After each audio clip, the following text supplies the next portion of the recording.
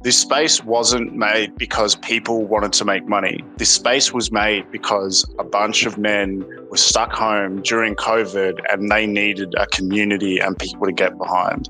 And you'll often find that the people that are out there, the good guys that are out there are looking for a community and are looking for friendship. They're looking for a fellowship. And like, if you can kind of curate that and be wholesome and give them that, they'll stick around.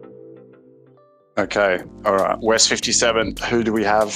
Hey, Zoli behind the account here. How's it going? Hey, Zoli. I am good, thank you. And how are you? Yeah, doing well, man. I've been excited to catch up with you fellas. Yeah, and as am I, actually. It's been a few weeks since we last spoke, and you guys are still ready to mint soon, I saw. You must be busy and excited. Yeah, you know how it is. Yeah, it's busy. Busy is good.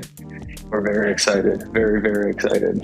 Perfect. And we've got Netrunner. Yes, Netrunner, and it is Meat from Netrunner here behind the Netrunner account. But yes, Meatrunner is one of the many names that I get called on the regular. But nice to be up here with you fellas. And it's good to have you with us. It's been a while since we spoke as well, Meat. Months even. Yeah, it's probably been a good. How have you been? Months. Yeah, good, mate. Good. Just I guess, like everyone, right? You go through the motions, but you just get so caught up in your own world, you know, doing the things you need to do for your project, and I guess the silo that we kind of tend to put ourselves in, and then once we venture back out of the dungeon, start to talk to people again. But yeah, man, it's tricky too with time zones and everything else, right? Like, you know, I got 2 kids, family life, work, Netrunner, and it's like I can't be on spaces between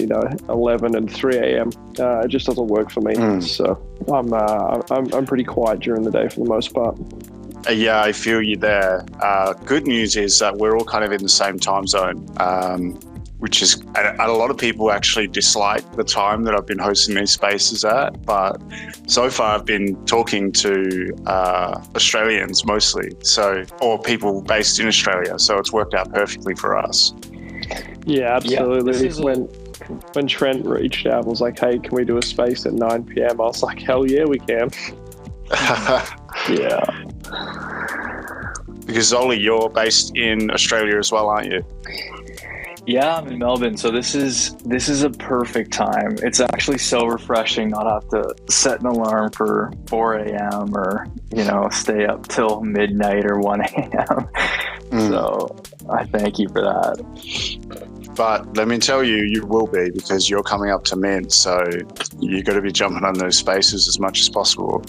Absolutely. And the best spaces are at 2, 3 a.m. in the morning. Yep. Yeah, you're right about that.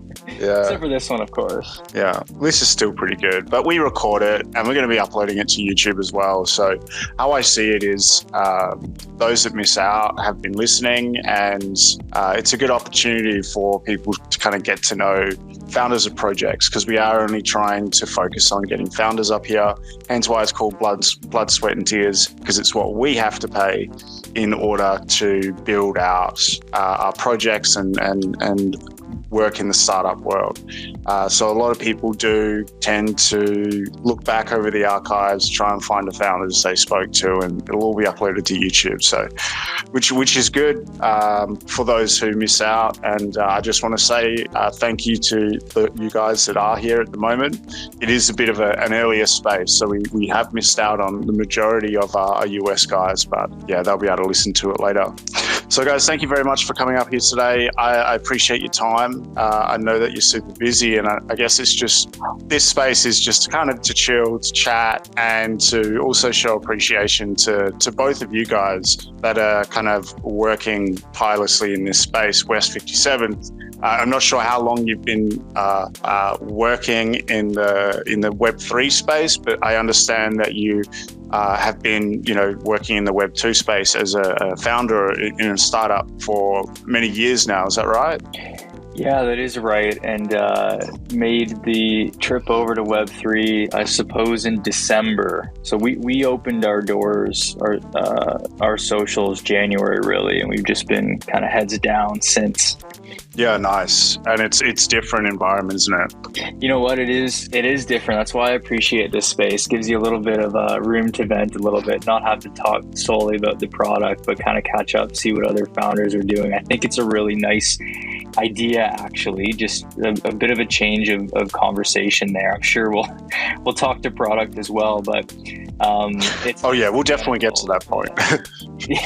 No, it's nice to be it's refreshing to be on a call with a couple other guys that kind of know what we're going through, particularly right now, being a week out from it, right? You work so hard to get to this point, and you're trying to establish and build a community, and it's a little bit different than what you would do in a Web 2 capacity, particularly with our startup, that I've run in the past there. So it's a little bit different in that regard. There's a bit of an adjustment, but you work so hard to get to this point. You don't want to let anybody down, right? And just, you're at the 1 yard line, basically. So I appreciate that you guys have been through it. And it's so interesting because when you do measure both Web 2 and Web 3 up together, when it comes to kind of marketing and getting your product out there in Web 2, it's more so a lot of money into the theory and the mechanics and the science behind marketing, your target audience and all that sort of stuff.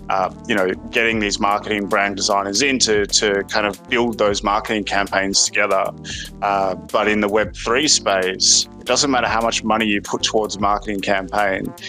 What you actually need to put towards it is just blood, sweat, and tears. All of your time, all of your energy, talking to people, making them feel teaching them that they can trust you, and engaging and having that conversation. So it's almost like, and that's why there's so many startups here, right? Because they don't have to put so much money into marketing. But the massive difference really is just in the Web 2 world, you've got all this money that you can drop in to try and market your product. And here, you've actually got to be here, talking to people and engaging with the people that you want to join you on your journey. Mm-hmm. No, it's very true, actually. And also, it's almost like the story you need to tell has to be like well thought out as well, because there's, you don't always get a chance. There's so many different communities, right? And you don't always get a chance to speak to every corner of the Web3 space, particularly in Solana, right? So, spaces like this are a good opportunity,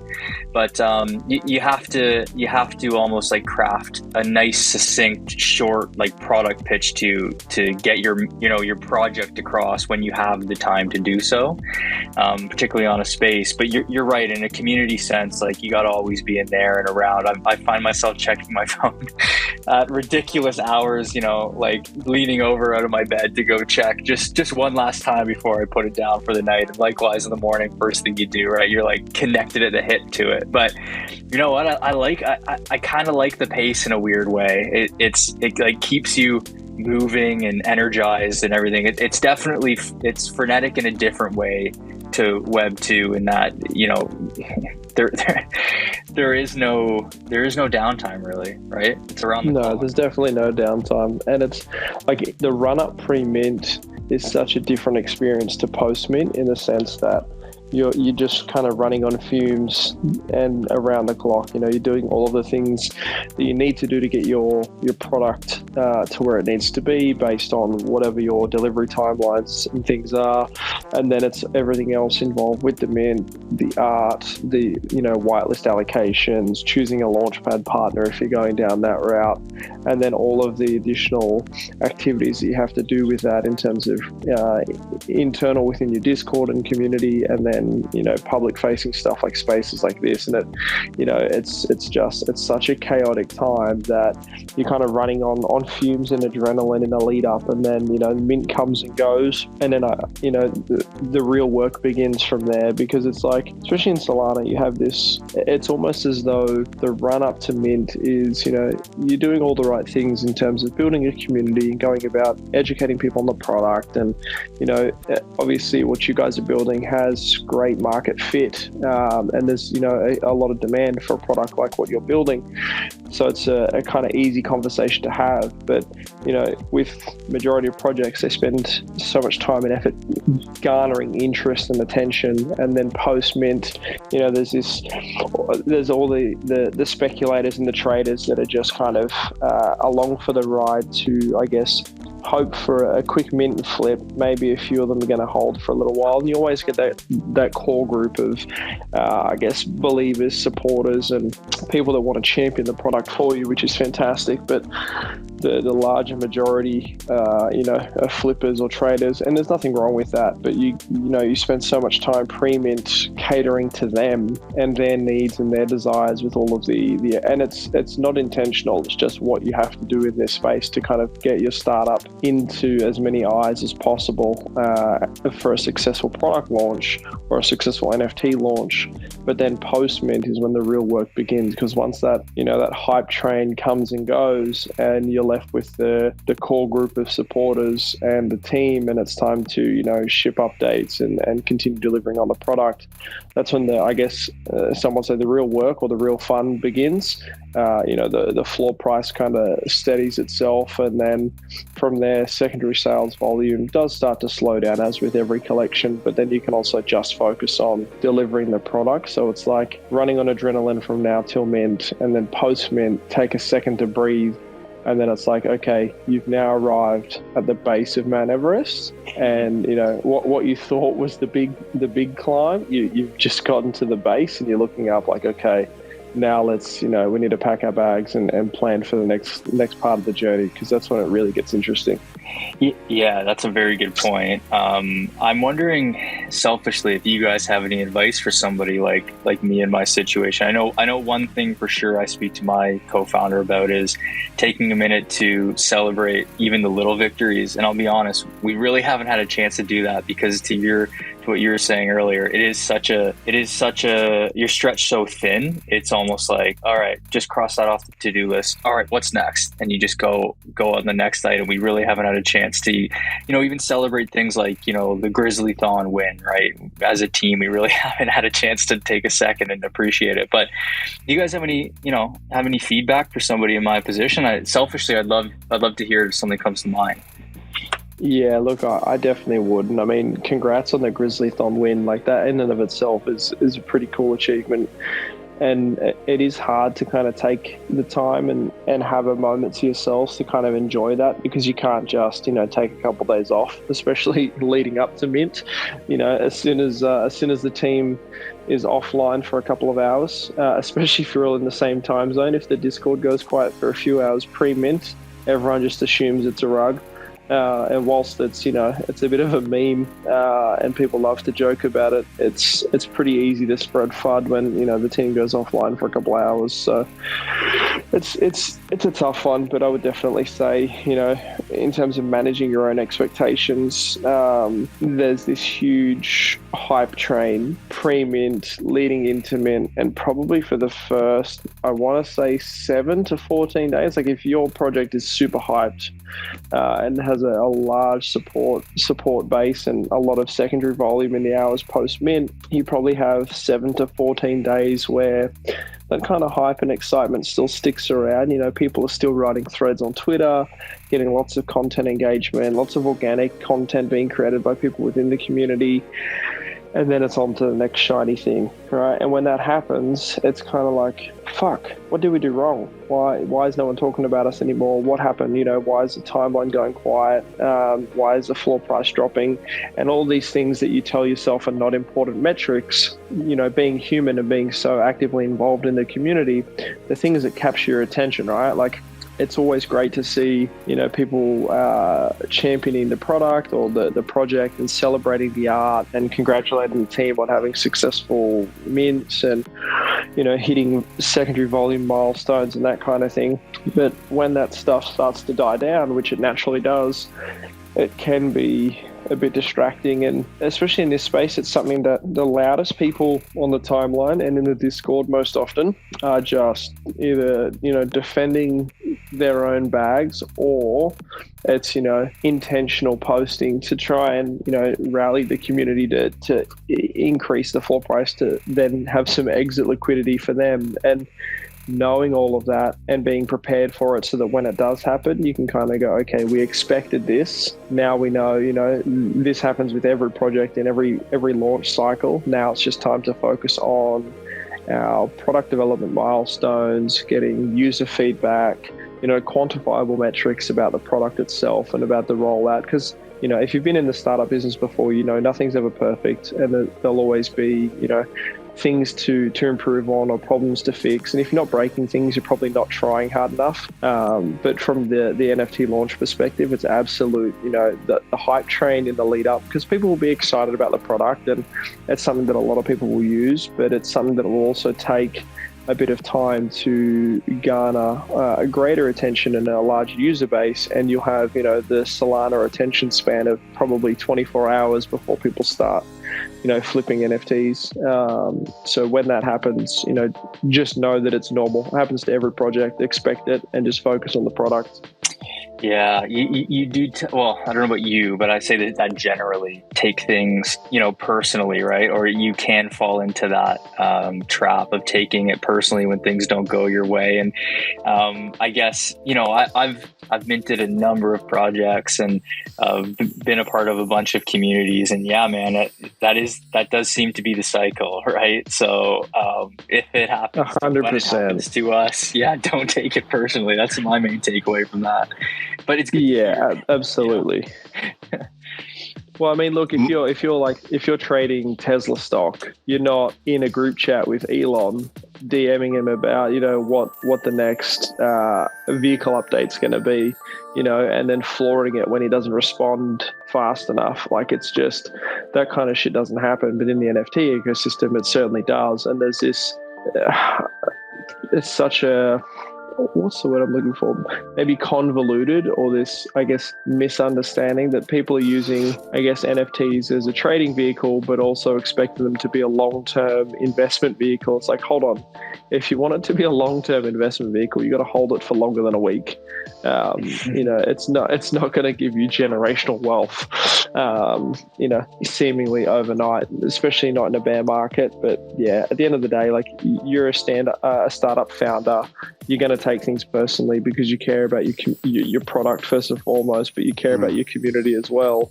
And yeah, it's just realizing that, the people that scream the loudest in Discord are usually the ones looking for exit liquidity. Yeah, that's certainly true. And from my own personal experience, after the mint had finished, we did see a lot of people that were screaming pre-mint exit quite promptly.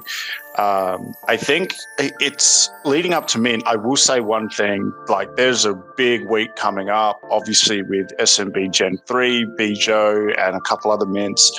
I would recommend to you, West57th, to try and get on spaces with those guys, because there's going to be a lot of liquidity going into the ecosystem from whales picking up on secondary, and there's going to be a lot of flippers out there that are ready to get the next thing. So just some quick advice. I would recommend trying to hook up with those guys, get on spaces with them, get your project known with their community so they know there's another project coming up to flip, because they're going to be liquid.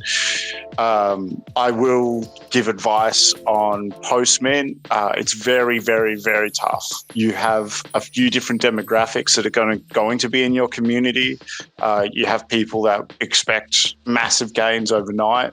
It's going to be pretty rough almost right away if you don't kind of stay above floor price. That will drown out, but it takes some time. You get diehard people that love you unconditionally, and I'm very grateful that I have those people in my Discord now, but it took a while to get there, and you've got the people that are forced diamond hands. Forced diamond hands people are good people, and they mean well, but they never intended to be in that position. And so they're kind of battling with themselves, and they're battling with you. They wanted to try and take profits as soon as possible. They couldn't, and now they're still holding your NFT.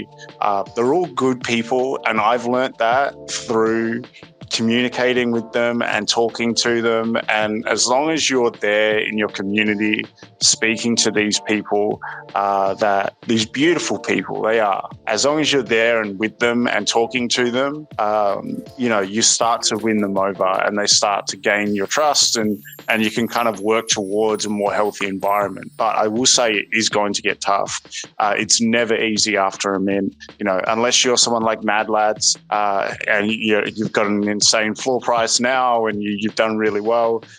You are going to have a tough time. The community does quite get toxic very quickly, but you've just got to kind of wear it. And trust me, you will take it personally. It will hurt you a lot, but pressure makes diamonds, and so you just got to keep going, keep hardening, and just show love to them.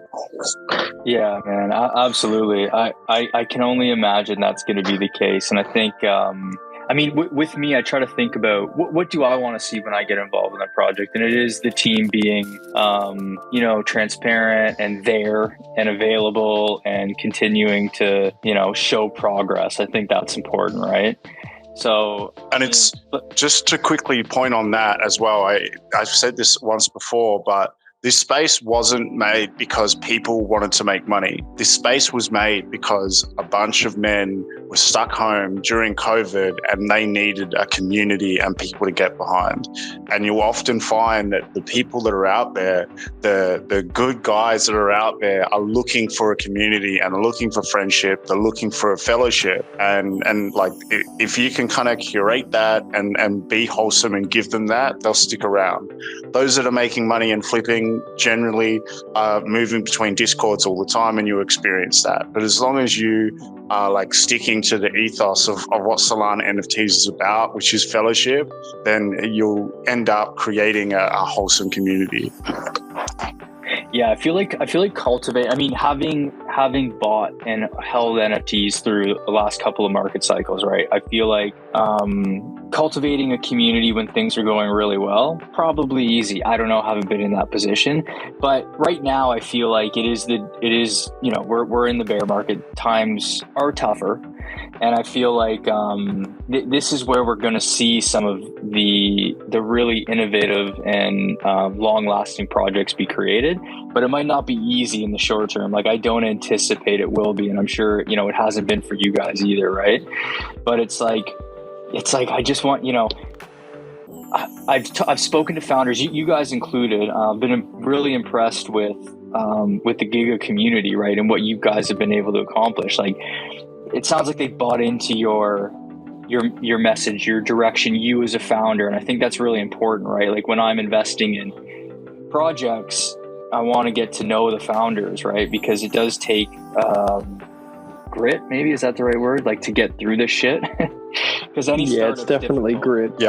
Yeah, every startup's difficult, but you compound it with the markets the way they are, and well, I guess it makes it even more difficult. But I mean, I don't know about you guys, I just don't want to continue waiting around for the perfect moment. It's like, well, the time's now, we got to go. We've like, for instance, for example, we wanted to mint twice in the past already. One of the weeks was the FTX fiasco, and we decided not to. We did a bit of an art upgrade. And then the last one was, I think it was like 4 or 5 weeks back. We just didn't feel the art was exactly ready to go, so we postponed until now. But I don't think the time's ever going to be exactly perfect, right? You just got to move through it. Yeah, there's definitely no perfect time, but the week of FTX was probably the worst time. So that was probably a good decision. I think everyone thought that, when FTX went down, that the entirety of Solana and crypto as a whole was kind of going to shit. I don't think we'll see those kind of prices or price action anytime soon. I think everyone's looking back at that, kicking themselves for not buying more Sol. But yeah, look, in terms of launching and choosing a perfect time, like if you're waiting for bull market conditions or anything like that, or trying to piggyback off the back of another hype mint and having some free liquidity around, like, I think that's the wrong strategy.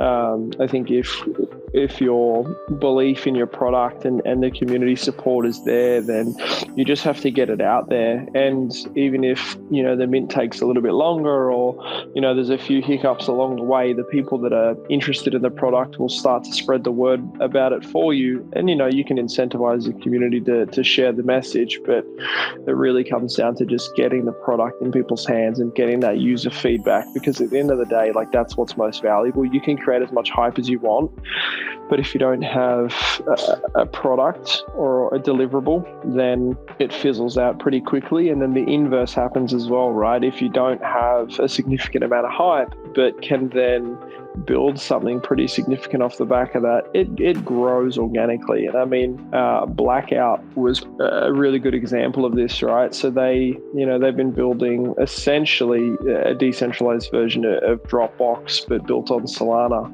Really, really cool stuff. And leading into the mint, they were doing the rounds, doing spaces, doing whitelist collaborations, all that kind of stuff. Mint day rolls around, really slow mint, and they ended up cancelling the mint, refunding everyone who did mint, and then in terms of being able to pay their artists, they did a free mint. I think they charged 0.01 Sol. And all of those funds just went to the artist to pay them for their time.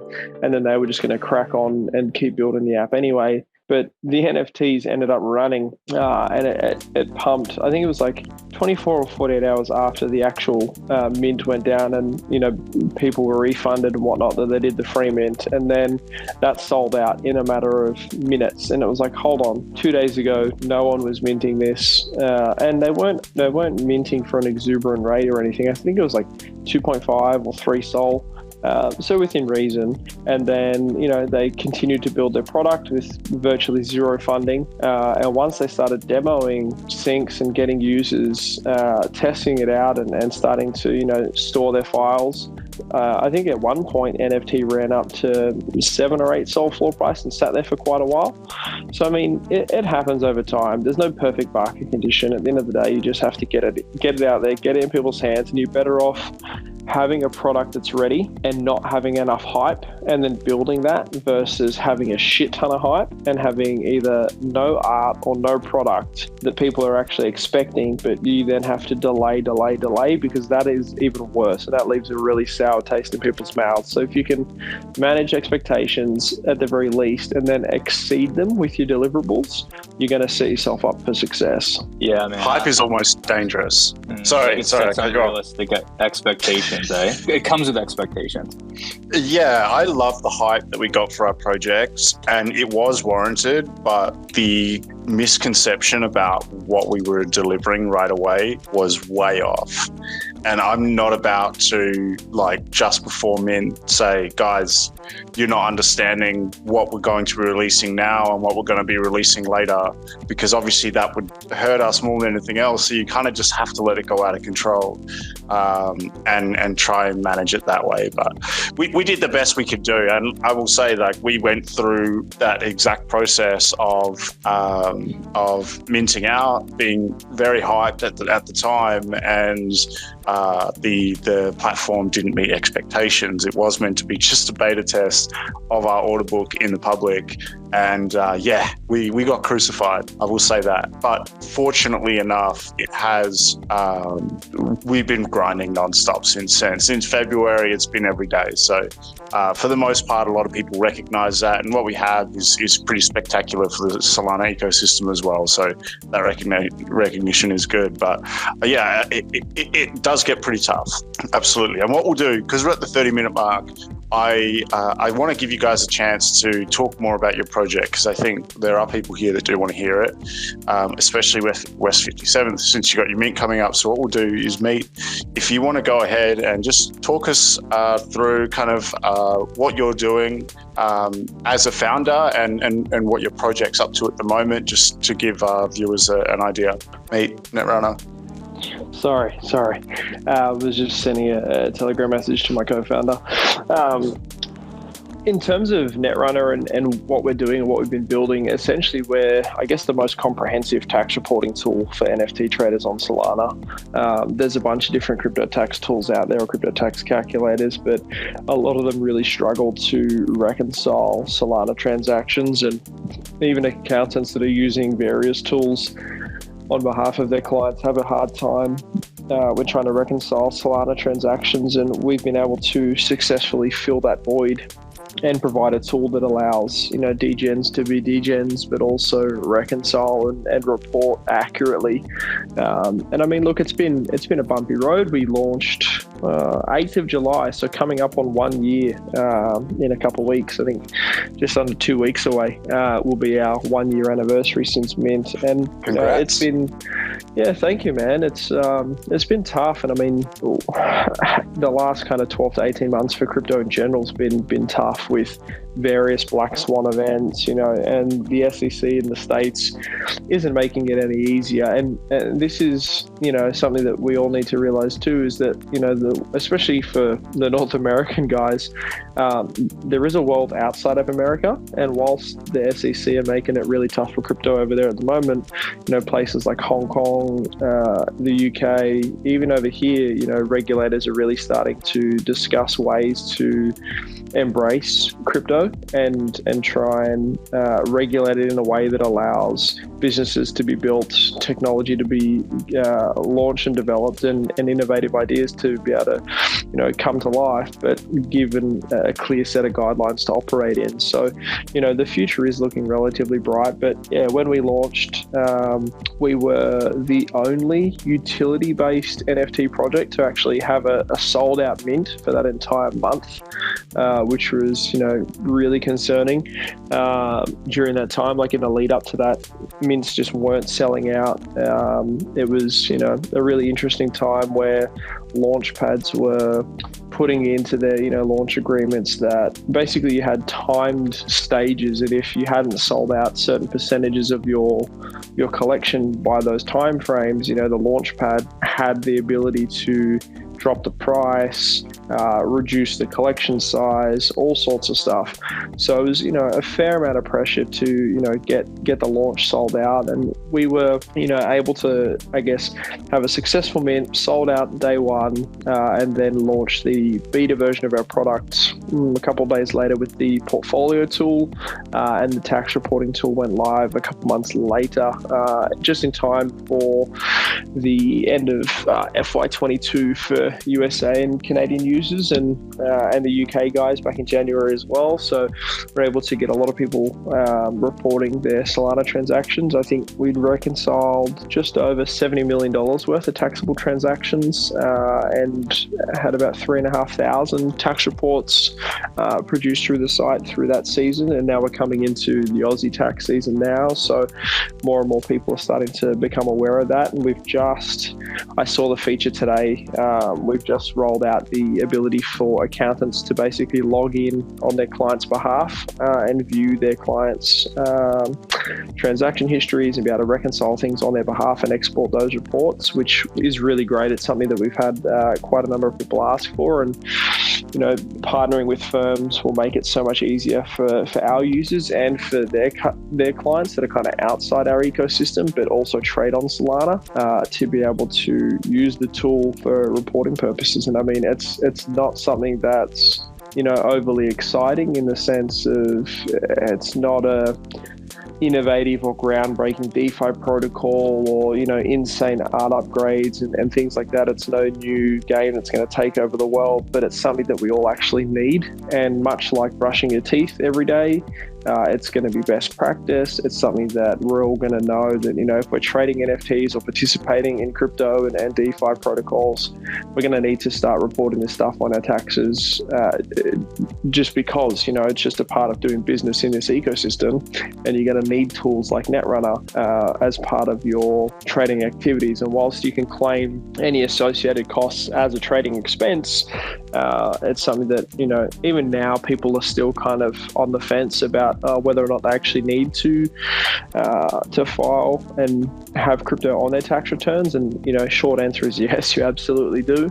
But it's going to be one of those things that, more and more audits are going to be happening. More and more people will be getting fines because they haven't filed. And, if you've ever KYC'd on a centralized exchange, the ATO, the IRS, they're all expecting to see crypto on your income tax returns. So, tools like Netrunner are going to be more and more needed. So, yeah, it's been a busy year. We've done a lot. We've still got a lot on our plate that we're building towards, and excited for what the back half of 2023 is going to look like. Lovely. I am this year going to have to do my taxes, unfortunately, because I had to move over to CoinSpot. So the ATO is aware of my doings in crypto and my withdrawals, unfortunately. So I'll probably be hitting that up and seeing what I need to do, because I have taken a little profit this year. Well, this is the thing, right? So they're able to not only, look, and this is where there is a bit of grey area, right? So, look at FTX, for example. That was, the largest exchange operating in Australia and operating across the world, basically, other than Binance. But if you look at the financial services license that FTX actually held here in Australia, they weren't licensed to run a cryptocurrency exchange. And the license that they got, they inherited when they bought out another financial services company, which had inherited that license from a company that it bought out some years before that. So ASIC have got a little bit of egg on their face with regards to, the license that they were operating with to begin with. But in saying that, it's wondering, okay, well, if that's the case, if they were operating in an exchange in an unlicensed manner, in using a license that didn't actually allow them to operate as an exchange, were they meeting their KYC requirements that they needed to be reporting on an annual basis or quarterly basis, depending on? So, if they were following the rules, and this goes for all the exchanges, if they are following the rules, KYC info is reported back to the ATO. Any transactions above 10K are reported back to the ATO. This is regardless of whether it's a withdrawal or not. Like if you make a transaction that's valued at $10,000 or higher, it's reported, or it's supposed to be reported. But they're also able to, and they've been working towards this. I'm not sure how accurately they're able to do it and whether they're able to do it across all chains just yet. I know they've been really focusing on Bitcoin and Ethereum, those transactions, but basically tracing the funds when they leave the KYC exchange and go out into additional wallet addresses, where it goes, and then watching it come back, and essentially being able to kind of go, okay, these 3 to 5 wallet addresses frequently interact with this KYC account. Chances are they're owned by that same person, and they're able to, I guess, get a better idea of what your transactions look like. So sooner or later, the pseudo anonymity that we all think we have is probably going to go away. So better to be, I guess, prepared for that and using tools to be able to, see what your potential tax liabilities may look like and, tax loss harvest appropriately. I've been tweeting about it the last couple of days. And if you're holding a bunch of NFTs right now that are down bad and you've taken a huge loss in terms of fiat value, you can't claim any of those losses until you actually dispose of those tokens. So you need to sell them or you need to burn them in order to realize the loss and offset any of your other capital gains. You can still buy them back at a later date, but you need to dispose of them to realize that loss. Just holding them, you can't actually claim it. So even though you'll see it show up in red, you might be down a couple $100 on a few NFTs or a couple thousand, depending on which collection. In order to claim the loss against any of your other gains, you have to dispose of it. So, it's don't listen to him, guys. Keep diamond handing your loot boxes and your nerds. We're gonna get there. That's interesting. Don't floor your conviction plays, but if you've got other stuff that you can, like I was able to floor a bunch of NFTs, and look, I messaged a few founders that I'm friends with, and we're like, hey, look, I'm going to be selling a bunch of NFTs in the next, 7 to 10 days before 30 June in order to harvest some losses for tax reporting purposes. There's nothing personal against your project. If you see the little pop up from Matrix say that Meat Runners floored 10 NFTs. I don't want to cause any kind of FUD, but this is what I'm doing. And I was able to shave off a little over 5k from my capital gains for this year, which is great because it cut my potential capital gain in half, which is fantastic. And I've still got a couple days to floor a few more NFTs. So you can use collection offers. It's a really good way to get instant liquid for those NFTs that are just sitting there and they're down bad, and that they're not going to pump anytime soon. So you're not going to miss the opportunity to buy back come July 1. Or if it's an NFT that was rugged or that project rugged and is worth nothing and has no collection offers, just burn it. Go to the soul incinerator and burn that bad boy. That's important. Yeah. And I was, before we move on, I was reading through your Twitter before, and a wallet where you have misplaced your keys is not technically lost, and you can't attribute it to loss. Is that correct? Yeah, it's a bit of a... look, the ATO's wording on this is essentially like there's a difference between lost and stolen. If you can eventually find it and recover it, then it's probably not lost. And you have to be able to prove it too. So you've got to be able to show dates, the date you acquired it, any costs associated with that acquisition, whether it was a hardware wallet or any other form of wallet, and then you have to show how and when you lost it. And I say lost it in kind of inverted commas. You often hear the joke about losing a ledger in a boating accident. You got to be able to prove all of that stuff. So And what about like if you were to get drained?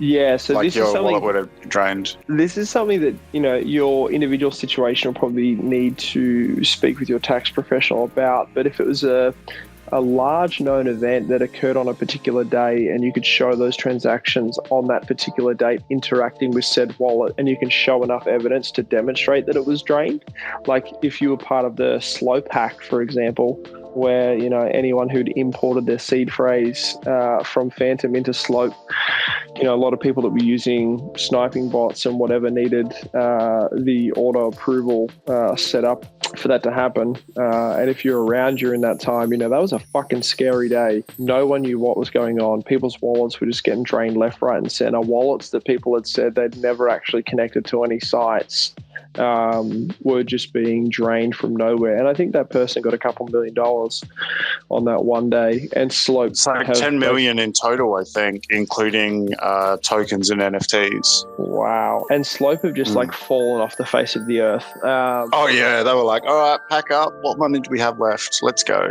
Yeah, up until just recently, I think it was a Boogle that ran the social experiment, but they ended up tweeting from their account do you remember a couple of weeks back? It might have been a month or two ago, where people were giving access to their Twitter in for Greed token. Yeah, that's the one for it was during shitcoin season. And anyway, the Slope account, actually, whoever's running the Slope account or using their Twitter, they were they connected to that site. But getting off on a bit of a tangent here, in terms of proving that you've been drained, it would be very hard if you just clicked on a random phishing link and it wasn't a part of a larger attack, because it looks like the transactions are being performed from your wallet as a transfer. It would be incredibly hard to evidence that. If you're a part of one of the larger attacks, you could likely pull together transaction histories, news articles, and piece together and say, look, this wallet was drained as a part of this hack, blah, blah, blah. And you can provide, substantiating evidence to demonstrate that.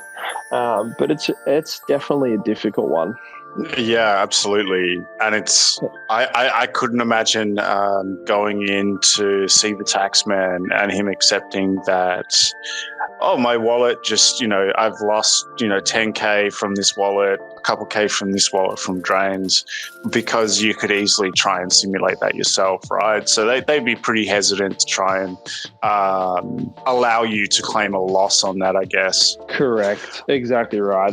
You need to be able to provide substantiating evidence. And I mean, even with exchanges going into administration, right? So the ATO updated their guidance on this back in March. and said that if you've lost funds due to an exchange going into administration, you can claim that as a capital loss. However, no capital loss will be realized until the administration process is finalized. So if you lost all of your money in FTX back in November last year, which is in the FY22 or 22-23 financial year, you can't claim any of that as lost funds until the whole FTX administration bullshit is over, which could take years. So essentially, like, yes, you'll be able to claim it as a loss eventually, if and when. But I mean, at the moment, like, you can't even access the FTX website to export any of your previous transaction histories. If you go to ftx.com, it just redirects you to the lawyer's website. Wow. Yeah. I mean, that process itself is going to be drawn out, as we know, because so many big players were involved in that. The last thing they want is for that to be resolved. But so Netrunners is still plodding along, and as yourself as a founder, like, are you still grinding away at it, thinking what to do next? Are you working towards continuous improvement and how you can make that process easier for your users?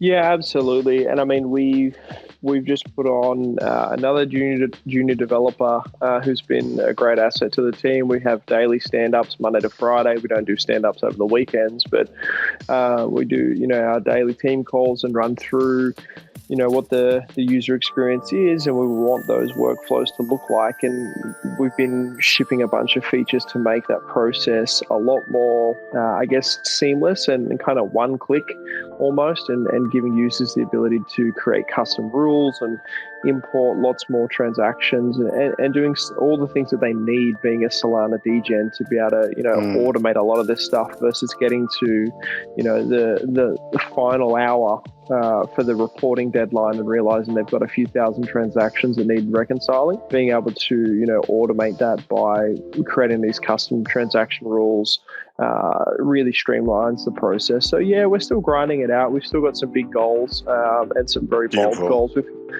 It's just, it takes time, man. And, treating it as a business is one of those things that I think, that expectation in this space of innovative products and technology being shipped overnight is an impossible task. Yeah, that's right. And it's like you think back, how long did it take Elon to launch his first rocket after his first promise? Years. So, I mean, these things do take time, and it's one of those things we have to keep grinding out. But we all know that it is going to be important, and it is important. So we just got to keep doing it. I am going to move on to Mr. Zoli, my friend. You have a mint coming up. Let's talk about that a bit more. So if you just want to give us a pitch to what you guys are doing and what you're doing to change the world, because I personally love what you guys are up to. Yeah, I appreciate that, man. It's been a long time coming to get to this point. So we're so excited for July 6th is going to be mint day. So we're a seamless off-ramp to help you spend your crypto on a branded digital card. So the idea there is we want to help basically everyone that interacts with cryptocurrencies and digital assets be able to use them in more ways more often. And so this first product essentially allows you to get your hands on a West57th branded digital card that lives in your Apple and Google Pay wallet, connects to an app. And what you can do is essentially top up that card with just a couple of clicks in about 60 seconds. And you can do so with your cryptocurrency, beginning with Solana-based assets. And then you can literally tap that card anywhere MasterCard is accepted, in-store and online. So we think the concept, is pretty simplistic, but there's a ton of use cases for it. And I think a market niche right now, particularly with what's going on, in the States, likewise with what's going on here in Australia even, man. Like, I just got a letter from Commonwealth Bank that they're going to be throttling deposits to exchanges and things like that. So it just makes things a little bit more difficult. Thankfully for us, like, with the partners we're using, we're not handicapped by any of these restrictions. And if we are, we have contingencies for that. That's part of the business plan. So it's something we're pretty excited about. It's funny for me. The idea as a founder was really like the kernel came from, how do I more seamlessly and easily spend my crypto? I hold, a number of assets that I dollar cost averaged into, and I plan on holding those for a long time now. But I would love the opportunity, if Sol runs 8%, or Bitcoin's up, 10% that day, to be able to buy lunch or dinner with those profits. And so that's where we're coming from with this particular solution. And so that's really the MVP. We talked a little bit about it at the top of the call, but we did submit this to Grizzlython. We were among the winners in the payment track, which is a nice just little validation and reassurance that, Solana is the right pick for us, and it is truly home. So our NFT collection will be launched on Solana. And the idea is really we want to apply this exact proposition to really anybody that wants to provide this to their users. So a good example is Samo. They have a Samo card live in market right now, and we're working with them to allow for their SPL token to be basically spent at merchants on their branded card. They can customize and tailor the offers that are attached to that card. We just think that's a pretty cool experience. Likewise, I want to get a GigaDAO card out there as well. So these are things that we can help bring to the ecosystem. And at the end of the day, we don't want to just come in and take.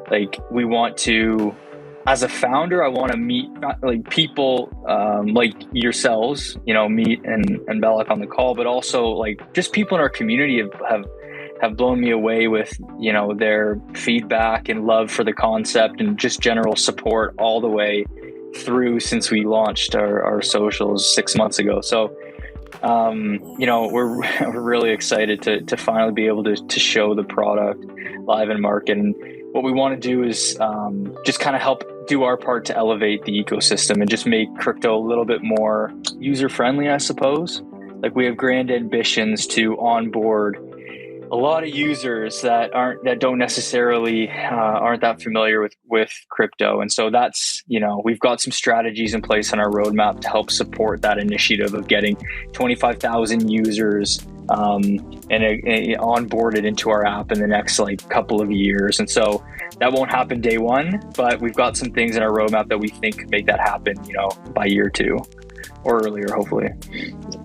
You're in a space that has already been burnt by these card projects.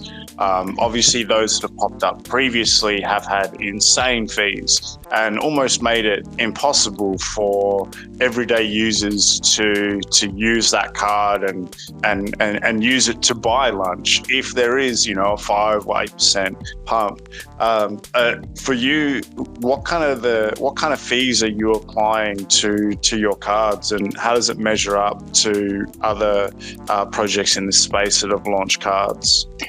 Yeah, I think the devil is in the detail when it comes to payment products. You look at some of these products and you think, okay, that general experience is very similar, but it really comes down to how you deliver it. And so for us, unlike the other product I believe you're referring to, we've come at it a little bit differently. So we don't work with a bank. We're not beholden to a bank, so we don't actually mandate that users create a bank account offshore or wherever it is that they have to do so. For us, we actually run on, I won't go into too much detail here, but we run on with a prepaid rail. So essentially it allows us to be a little bit more flexible in terms of how we fund the transaction. We still do require a KYC. And honestly, it's something that we're adamant about. We want to make sure we're compliant across the board.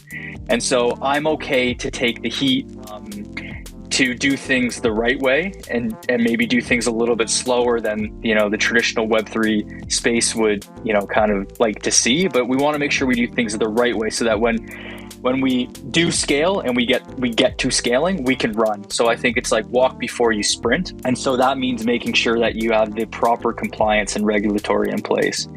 And so that's what we've done all the way through. So that starts with your issuer and processor, and it goes all the way through to your custodial partner and making sure that you're compliant with Google and Apple Pay. So we're trying to we have dotted our I's and crossed our T's in that regard. And I think that really sets us apart.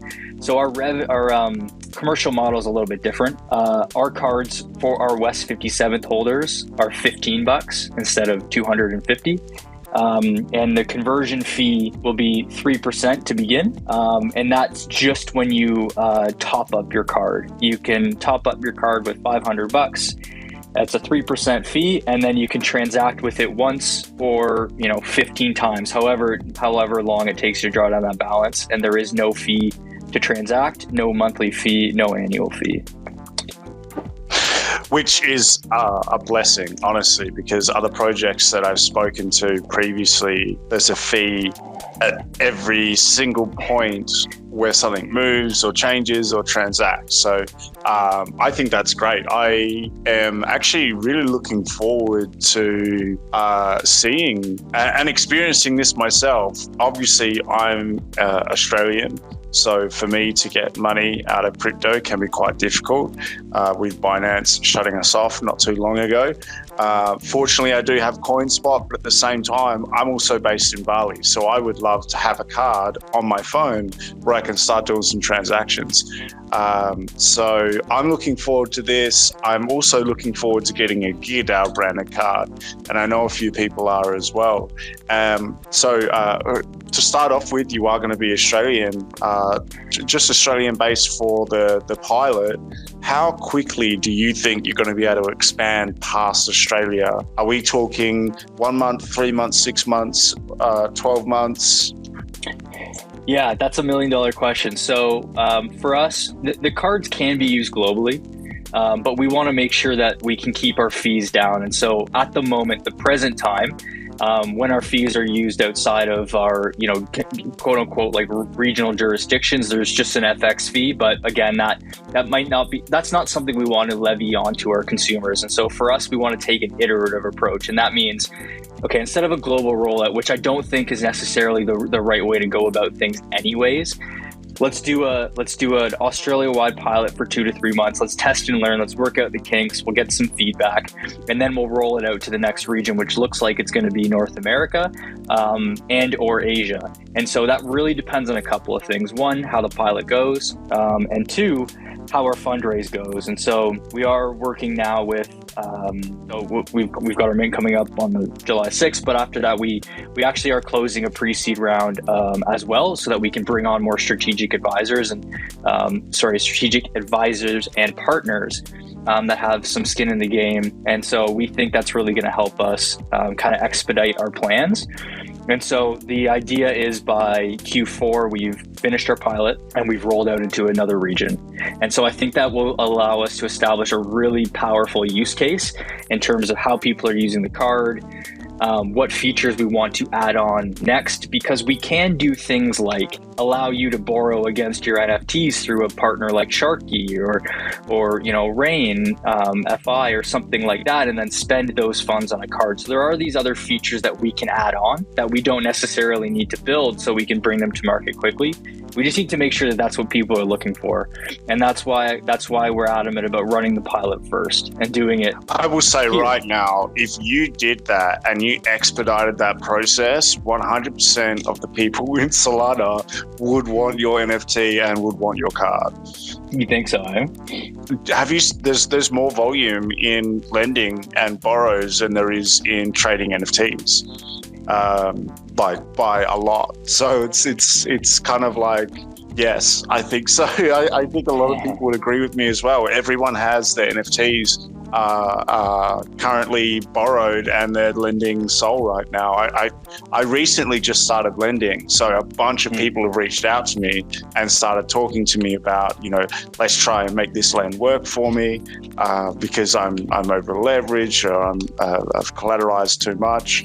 Solana community would love that a lot, actually. But you're not just Solana, are you? You're also multi-chain in terms of the token or the coin that can be spent on the card. Yeah, so just with that integration with Phantom, right, we can allow for Ethereum and Matic to be spent as well. Our custodial partner that we've chosen allows us to have those coins spent. And so that is the idea, is to roll out to these other regions as well. So, we want to focus on Web3 space, particularly Solana at first. We think it's a really nice story. We really want to make sure that the product works there for those users. But we will be lighting up other coins as well. That's gonna happen quickly. Like, that's gonna happen during our pilot. Nice. And so to just move on to the important information, now that everyone knows the juice, tell me about the mint, tell me about the price, supply, and of course utility as well, because that's what Solana is all about. Absolutely, yeah. So July 6th, we will be minting on Magic Eden. The total collection supply is 6,700. At this point, our presale is just about to wrap up tomorrow, actually, and it's looking like we'll have under 2,000 available for whitelist and public. Actually, closer to 1,800 at this point. And so those will be 4.5 SOL for whitelist, 5.3 for public. And so the benefits there are, as a holder, you gain access to the payment card and app.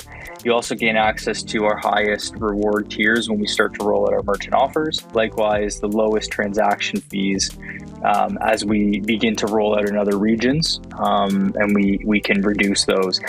And then the other thing that I think I'm most excited about is, if you see value in the concept, being able to spend your crypto in a seamless fashion at millions of merchants, there will be rewards tied into cards issued and conversions made as well. So as we start to grow this thing, we think that could be a nice benefit for holders as well.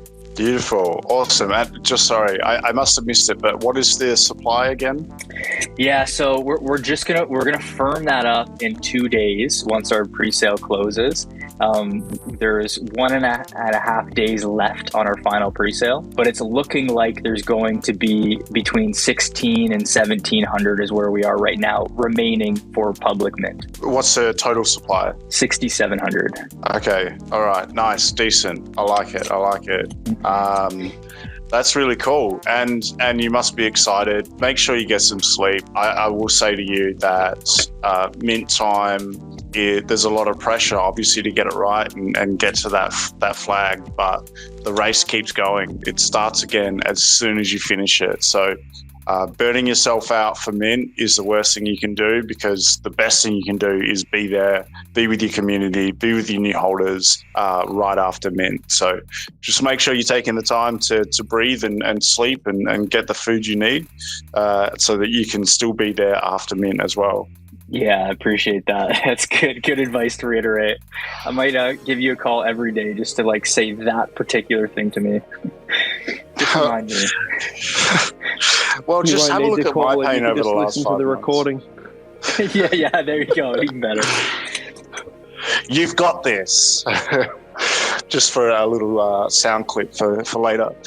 Well, guys, we are going to wrap it up. It's been an hour now, and I try not to go for too long, simply because short form content is the plague these days, and no one listens more than 5 minutes. But I want to say thank you very much for coming up here. I really appreciate your time, especially as founders. I know you don't have a lot. No doubt you've got families at home. I personally don't. That's not my style. But I recognize and appreciate those guys that are working nonstop, especially with a family, and killing it and grinding. So, guys, I appreciate your time up here, and I look forward to see what comes next. Netrunner, I'll probably be hitting up your services this year. We are coming up to tax time. And West57th, 100% I'll be getting one of those cards as soon as I can.